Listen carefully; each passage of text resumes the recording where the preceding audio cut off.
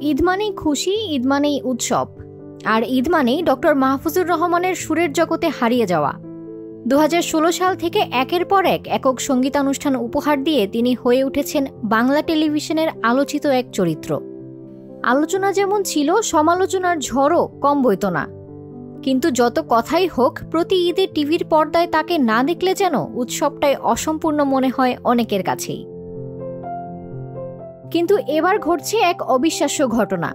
এই ঈদে গাইছেন না ডক্টর মাহফুজুর রহমান। মঙ্গলবার এটিএন বাংলার জনসংযোগ বিভাগ জানিয়েছে, এবারের ঈদে সঙ্গীতানুষ্ঠান নিয়ে হাজির হচ্ছেন না মাহফুজুর রহমান, কারণ অসুস্থতা ও ব্যস্ততা। তবে ভক্ত অনুরাগীদের মন খারাপ করার কোনোই কারণ নেই। মাহফুজুর রহমানের গান থেমে গেলেও তার সৃষ্ট ঝড় থামার কোনো লক্ষণই নেই। এদিকে শেষ ঈদে বাংলা ও ইংরেজি দুই ভাষায় গান পরিবেশন করে নতুন এক অধ্যায় লিখেছিলেন তিনি।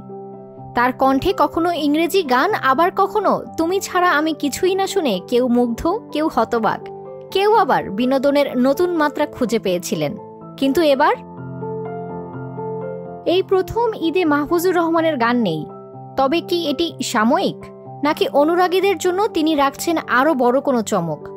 রহস্যের জট খুলবে এবারের ঈদ উল ফিতরে। ততদিন অপেক্ষায় থাকুক তার সুরবিহীন Eid. Desk report, metro TV.